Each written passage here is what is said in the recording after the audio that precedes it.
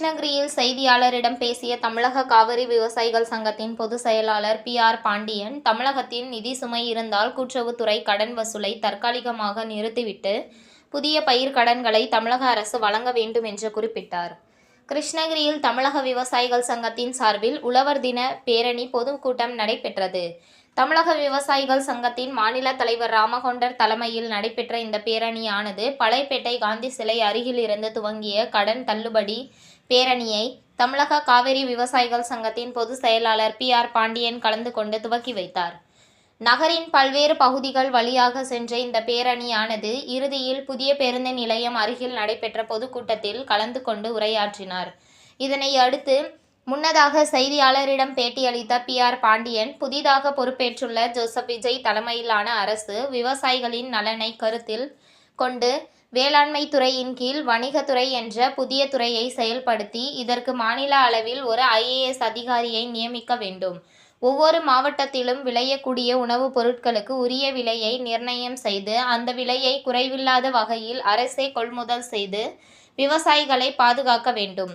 தமிழகத்தில் விவசாயிகளிடமிருந்து கொள்முதல் செய்யப்பட்ட நெல் மூட்டைகள் இதுவரை அரிசியாக மாற்றப்பட்டு பொது விநியோக திட்டத்திற்கு கொண்டு செல்லப்படவில்லை. இதனை அரசு தலையிட்டு நடவடிக்கை எடுக்க வேண்டும்.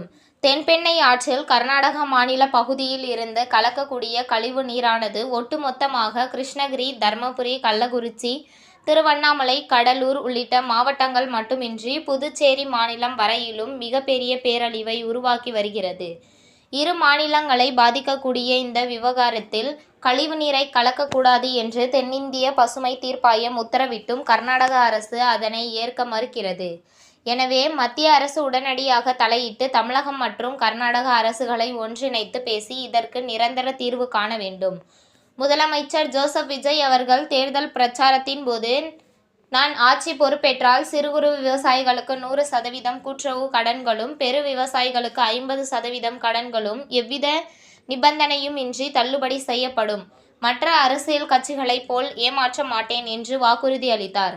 ஆனால் தற்போது அரசு வெளியிட்டுள்ள அரசாணை மற்றும் தள்ளுபடி அறிவிப்பானது விவசாயிகளை தற்கொலைக்கு தூண்டும் வகையில் ஏமாற்றமாக அமைந்துள்ளது.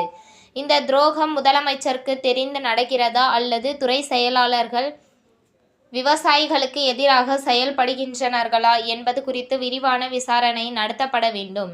நிதி சுமை இருந்தால் கூட்டுறவுத்துறை கடன் வசூலை தற்காலிகமாக நிறுத்திவிட்டு புதிய பயிர் கடன்களை வழங்க வேண்டும் என்றும், பின்னர் நிதி நிலை சீரானதும் முழுமையாக தள்ளுபடி செய்ய முன்வர வேண்டும் என்றும் குறிப்பிட்டார். அந்த தண்ணீரை தேக்க முடியாது.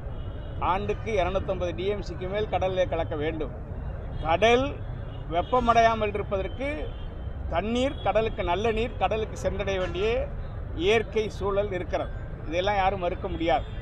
ஆனால் அதே நேரத்தில் கர்நாடகாவில் இதுவரையிலும் காவிரி மேலாண்மை ஆணையம் அமைக்கப்பட்டு அதன் உத்தரவை நிறைவேற்றுகிற வகையில் தண்ணீரை திறப்பது கிடையாது, மாதாந்திர அடிப்படையில் கொடுப்பது கிடையாது.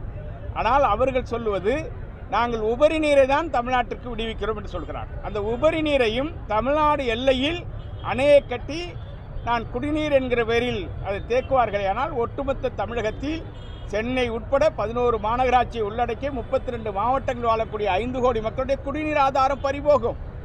சுமார் நேரடியாகவும் மறைமுகமாகவும் 25 லட்சம் ஏக்கர் விளைநிலங்கள் பாலைவனமாக மாறும். தமிழ்நாட்டின் 60% உணவு உற்பத்தி அடியோடு அழியும். எனவேதான் மத்திய அரசும் உச்சநீதிமன்றமும் நடுவர் மன்றமும் இறுதி தீர்ப்பில் கீழ்ப்பாசன விவசாயிகளுடைய உரிமை பாதிக்கிற வகையில் எந்த ஒரு அணையையும் கட்டக்கூடாது என்பதை தெளிவுபடுத்தியிருக்கிறது. உச்சநீதிமன்றமும் அதை உறுதிப்படுத்தியிருக்கிறது. அரசியல் சட்டத்தின் அடிப்படையில் இன்றைக்கு அரசாணைகள் பிறப்பிக்கப்பட்டு செயல்படுகிறது. 15 ஆண்டுகளுக்கு இடைப்பட்ட காலத்தில் ஆணையம் அமைக்கப்பட்டது முதல் இதனை எந்த ஒரு அணையும் கட்டக்கூடாது, தீர்ப்பிலே மாற்றம் காண முடியாது என்பதை உச்சநீதிமன்றம் தெளிவுபடுத்தியிருக்கிறது. சட்டவிரோதமாக அணையை கட்டுவேன் என்று சொன்னால் இயற்கையை தடுப்பதற்கு யாராலும் முடியாது. நமக்கு தேவையான தண்ணீரை ராசிமணலில் அணை கட்டி கர்நாடகா, பெங்களூருக்கு தேவையான குடிநீரையும் எடுத்துக்கொள்ளலாம். தமிழ்நாட்டில் கடலில் கலக்கக்கூடிய ஒரு பகுதி தண்ணீரை தேக்கி பாசனத்துக்கும் பயன்படுத்தலாம். இதனை வலியுறுத்தி கர்நாடக, தமிழக விவசாயிகள் மைசூரில் 2024 ஒன்றாக அமைந்து இதனை தீர்மானமாக நிறைவேற்றி அரசுக்கு கொடுத்திருக்கிறோம். எனவே இதை தொடர்ந்து வலியுறுத்தி வருகிறோம். இன்றைக்கும் அதற்கான இணைப்பு நடவடிக்கைகள் இருக்கிறோம். எனவே அரசியலுக்காக மேகதாட்டு அணை கட்டுவதற்கு கர்நாடக விவசாயிகள் எதிர்ப்பையும் மீறி அவர் நடவடிக்கை எடுப்பது சுயநலத்துக்கானது. தொழிற்சாலைகளுக்கு தண்ணீரை கொடுக்க வேண்டும் என்பதற்காக, முதலீடுகளை ஊக்கப்படுத்த வேண்டும் என்பதற்காக ஒரு மாநிலத்தை அழிப்பதை எப்படி அனுமதிக்க முடியும்? ஆகவே காற்றும் நீரும் பொதுவானது. இதை ஒரு மாநிலம் சொந்தம் கொண்டாட முடியாது. உங்கள் தேடல் நியூஸ் சேனலை லைக் பண்ணுங்க, ஷேர் பண்ணுங்க, கமெண்ட் பண்ணுங்க, ஆல் பெல் பட்டனை கிளிக் பண்ணுங்க, மறக்காம சப்ஸ்கிரைப் பண்ணுங்க.